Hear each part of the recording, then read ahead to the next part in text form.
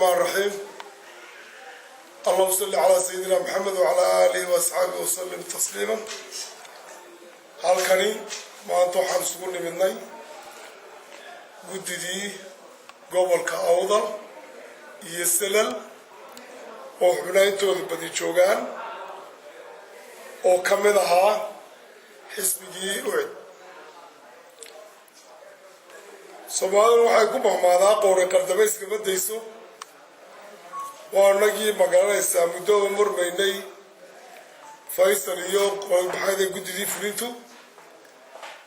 qolada guddida fulinta yaareer gobol ahaan ku jirnay waxaanu lahayn waxaanu fikirka waxaanu maxay u soo jeedinay Faysal oo guddoomiyaha xisbiga UCID inaanu reerka u diga rogno maadaama in badan uu meel yaalay in loo yardiga rogo ayaanu soo jeedinay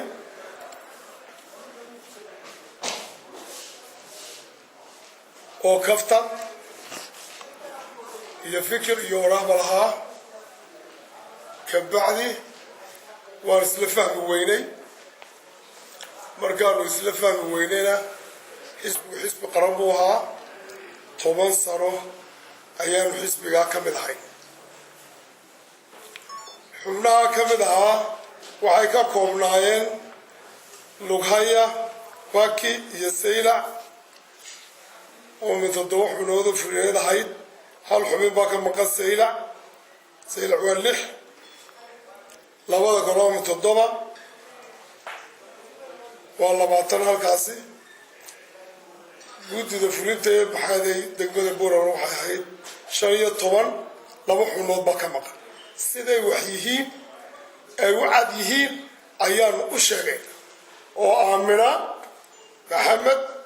iyo Umar daahir cilmi way laga baqay 13 kale oo ku jiraan garabka haweenka degmada heer gobol iyo heer degmada oo Sodona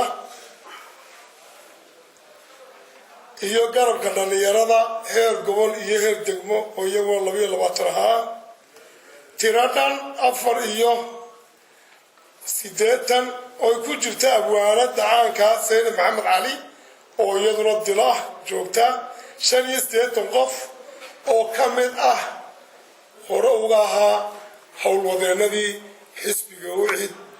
ee hawsha u hayay ee ku magacaawna xilalka ayaa maanta halkan waxay ka cadeynayaan inay xisbigii xilka u hayeen dhammaantood ay iska casileen ay kana baxeen oo leeyihiin xisbiga buu ahaa laakiinse waxaanu qaadan weynay naqartii ciida gale markay shaashada soo fadhiisatay ay tiri xisbiga annagaa leh xisbi qaran baanu doonaynay marka xisbiyada qaranka la furi doono ayaanu ka qayb qaadanaynaa halkaas ayaanu ku sagooteynaa Faysal rag waxa lagu maamaaha shabad balla martay jidiid balla cuntay jid balla martay wata waan wada maray shabad u mareeru mar wada wadinay jidiida waan wada jidda waan wada marka kollay xisbiyadan xiriirka la yeelayno ee maxay ahayd istaageersan doono xisbiga uu ka mid ahaan doonaa laakiin saxilkan uu haynay iyo howlaha intaanu soo waday 10 sano annagu meel kale baanu tag 10 sano xisbiga ku soo jiray maantana xilkiisii maanta taariikhdu tahay 5 bisha 10aad 2011 waxaanu leeyahay xilkii aanu hayno xisbiga mar labaad ma ku soconayahay waanu ka baxay waxaanu ku soo dhaweynayaa saaxiibadeeda kale garabka haweenka garabka dhalinyaraduba intaas ayaan leeyahay wax kaloo halka ku oranaya ma jirto waad mahadsantihiin asalaamu calaykum warahmatullahi wabarakaatu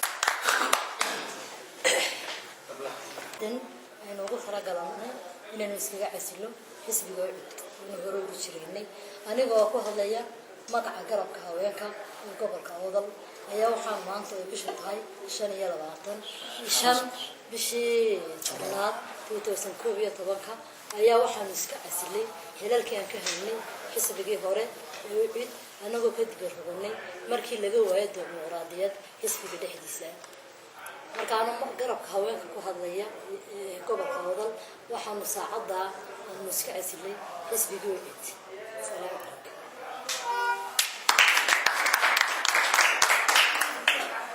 اللهم صل على محمد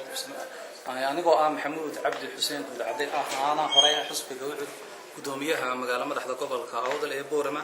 وحنا كان كعضينا يا إن هذا البدن سي كلام تعلي أنا حلكي أنا هي حسب جوعد إن نسكع سلنا كانت تجربنا هذه الله يلاحظهم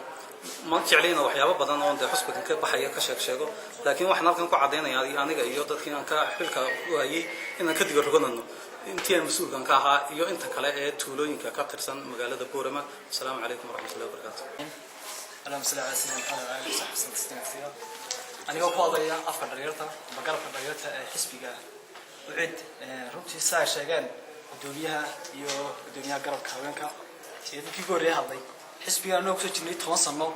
oo ahayn xisbigan wax kala soo marnay waxaan soo go'aansanay oo isku raacnay inaan xisbiga iska wada casilo أنا سبيلك أنا كبينا لفرد هنا صوتها ما أنت أدوية واحد شيء قف مركب ليدر يهاي وشجعنا يوم نحتني به هتو واحد في خدمة إسقى يسأسيا فيصلنا ما تروح شيء إنه حسب يهاي تكان وسوي لي هاي سدادتي وحنصاك أفسقاف كرنا لما أنت يوم نقولن إن أنا حسب يجي إسقى عسلي أنا ما تقابل أنا حسب يقعد أنا كم ذحين السلام عليكم ورحمة الله وبركاته